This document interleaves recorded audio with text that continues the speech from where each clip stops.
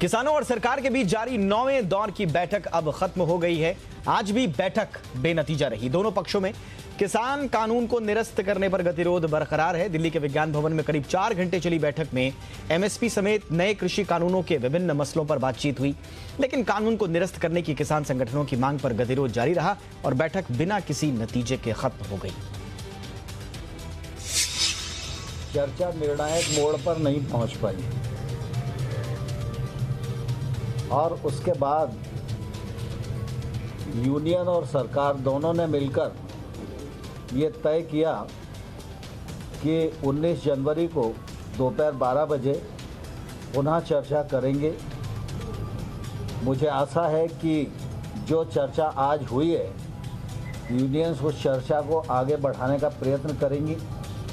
हमने उनको ये भी कहा है कि वो चाहें तो अपने बीच में एक अनौपचारिक समूह बना लें, जो लोग ठीक प्रकार से कानून पर बात कर सकते हैं।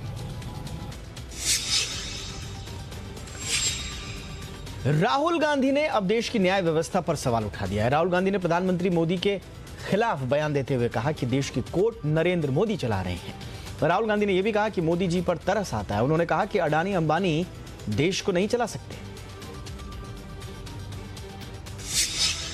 इस देश को आजादी अंबानी अडानी ने नहीं दी है। इस देश को आजादी किसान ने दी है, वो अपने खून से दी है। हिंदुस्तान में देखिए, आपको 4-5 लोग दिखेंगे, 4-5 बड़े बिजनेसमैन हैं और नरेंद्र मोदी हैं, और बाकी कोई है ही नहीं। ना किसान है, ना मजदूर है, ना कि बाकी बिजनेस वाले हैं। एयरपोर्ट, पोर्ट, सब कुछ बस ये 5 लोग चला रहे हैं। और कौन चलाने दे रहा है? नरेंद्र मोदी। नए कृषि कानूनों के खिलाफ जारी किसानों के आंदोलन के बीच आईएमएफ ने इन कानूनों को काफी महत्वपूर्ण बताया है।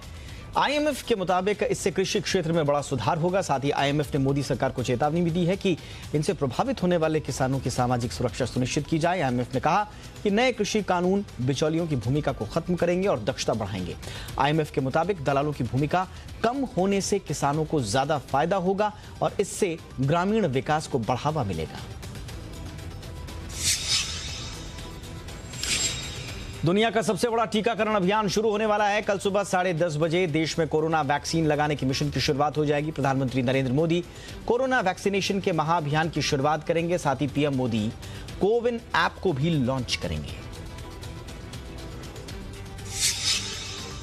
विश्वास के साथ सारे देश को कहना चाहता हूं कि हमारी पूरी तरह से संपूर्ण तैयारियां हैं सारे देश में।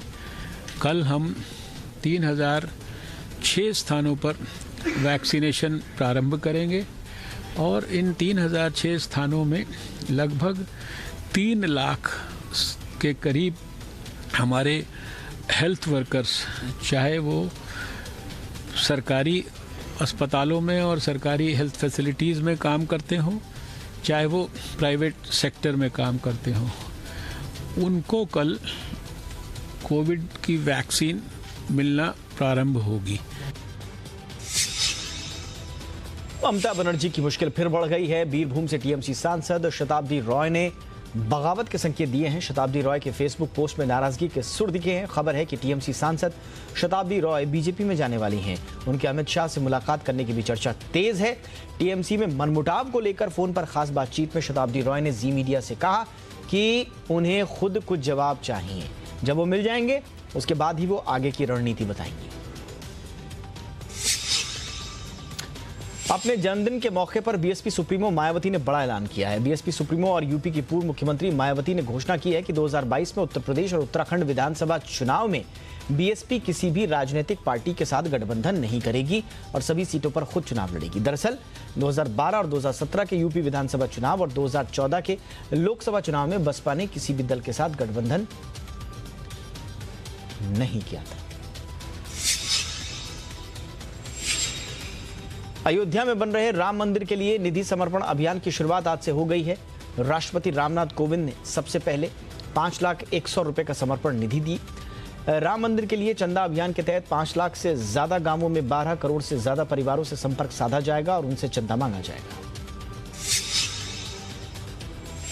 बीजेपी की केंद्रीय चुनाव समिति ने उत्तर प्रदेश में विधान परिषद उम्मीदवारों की पहली लिस्ट जारी कर दी है। कल ही बीजेपी में शामिल हुए पूर्व आईएएस ऑफिसर AK शर्मा को बीजेपी ने अपना उम्मीदवार बनाया है। पार्टी ने यूपी के पूर्व अध्यक्ष स्वतंत्र देव सिंह, डिप्टी सीएम दिनेश शर्मा और लक्ष्मण आचार्य को भी विधान परिषद का टिकट दिया है। सेना दिवस पर भारतीय सेना प्रमुख जनरल नरवणे ने पाकिस्तान को चेतावनी देते हुए कहा है कि सीमा पार से आतंकवाद बर्दाश्त नहीं होगा। जनरल नरवणे ने यह भी कहा था कि गलवान में सैनिकों की शहादत व्यर्थ नहीं जाएगी। मैं देश को विश्वास दिलाना चाहूँगा कि गलवान की वीरों की शहादत व्यर्थ नहीं जाएगी। भारतीय सेना देश के संप्रभुता और सुरक्षा पर कोई आंच नहीं आने देगी। सोशल मीडिया ऐप व्हाट्सएप की नई पॉलिसी को दिल्ली हाईकोर्ट में चुनौती दी गई है। याचिका में व्हाट्सएप की नई पॉलिसी में निजता के अधिकार का उल्लंघन बताते हुए इस पर रोक लगाने की मांग की गई है। याचिकाकर्ता ने नई प्राइवेसी पॉलिसी को राष्ट्रीय सुरक्षा के लिए खतरा बताया है और आईटी मंत्रालय से यह सुनिश्चित करने की मांग की है कि यूजर का पर्सनल डेटा किसी भी थर्ड पार्टी से शेयर ना हो। इस मामले पर 19 जनवरी को सुनवाई होगी।